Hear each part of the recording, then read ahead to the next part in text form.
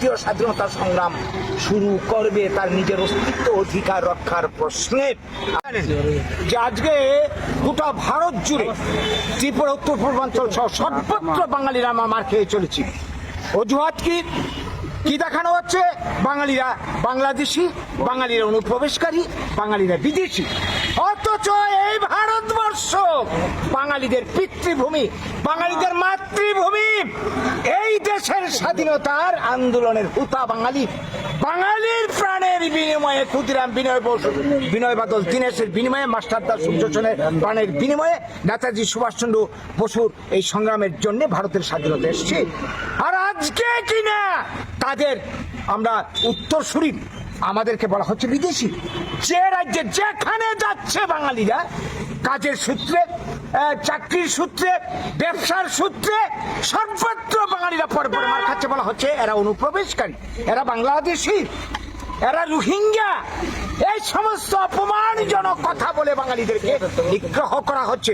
আর পত্রিকা প্রতিদিন সংবাদ মাধ্যমে খবর বেরিয়ে আসছে এই ধরনের অত্যাচার, বাংলা ভাষার উপর আক্রমণ।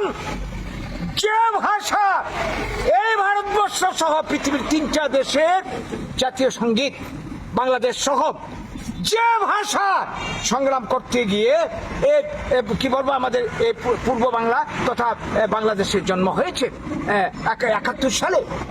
যে বাংলা ভাষায় সাহিত্য রচনা করে, যে বাংলা ভাষায় বন্দে মাতরম মন্ত্রের সূচনা করে এই স্বাধীনতা আন্দোলনের সূত্রপাত হয়েছিল, সেই বাংলা ভাষাকে অপমান করা হচ্ছে। 1913 সালে ভারতের বুকে এই বাংলা ভাষায় নোবেল পুরস্কার এসেছিল, এরপর আরেকটা সাহিত্যিক নোবেল পুরস্কার আসে।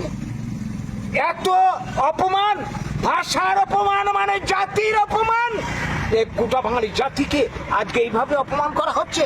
আমরা এটা আর মেনে নিতে পারি না। সবকিছুর একটা সীমা আছে, সীমা অতিক্রম করেছে। এবং এই চক্রান্তের মূলে দায়ী বর্তমান কেন্দ্রে যারা ক্ষমতায় বসে রয়েছে, বিজেপি সঙ্গে যারা সহযোগিতা করছে, সবাই। আজকে এটা পরিষ্কার হয়ে গেছে একটা চক্রান্ত।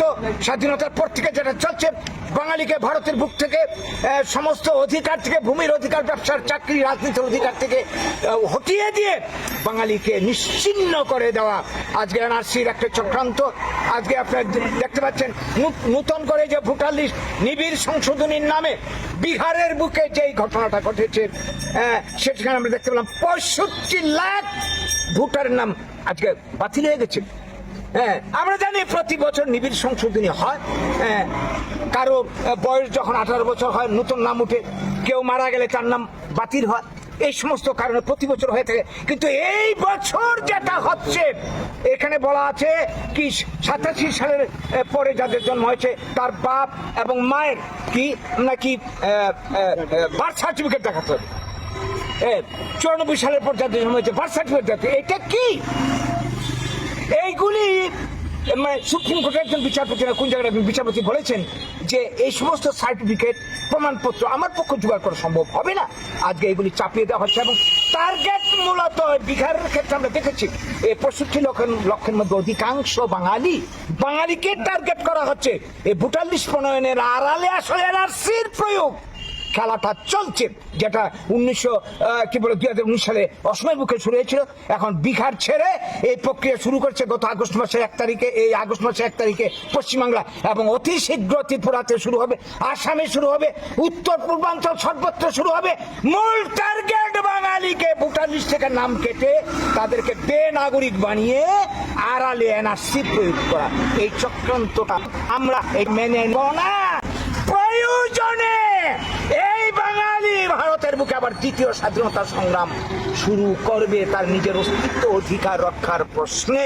আজকে হুঁশিয়ারি দিতে চাই যারা বাঙালিকে এইভাবে বিভিন্ন চক্রান্ত করে ভোটার লিস্ট একবার এনআরসি, একবার অনুপ্রবেশকারী ইত্যাদি চক্রান্তের মাধ্যমে বাঙালিকে শেষ করে দিতে চায়, তারা যাতে সাবধান হয়ে যায় সময় থাকতে। আর নইলে এই ঘুমন্ত সিংহকে জাগ্রত করার চেষ্টা করতে খুঁচিয়ে এটা আমরা আর মেনে নেব না।